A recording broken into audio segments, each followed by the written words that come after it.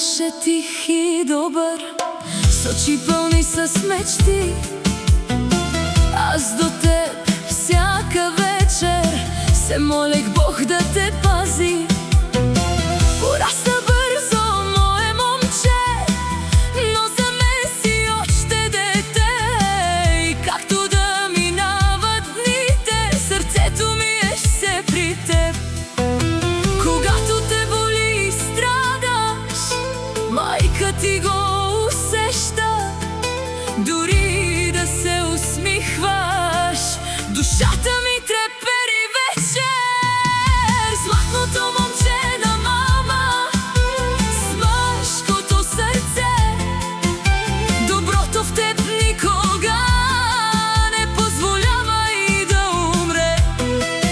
И където да отидеш, помни своя дом, че за мама ти оставаш най-обичания син.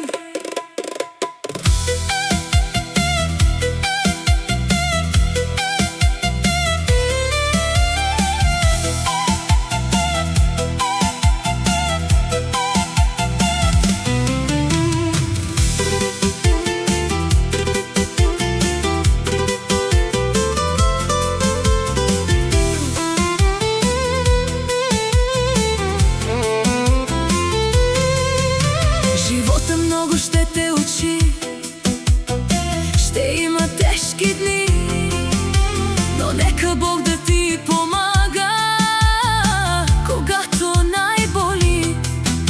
Аз ще чакам на вратата, дори и побеляла.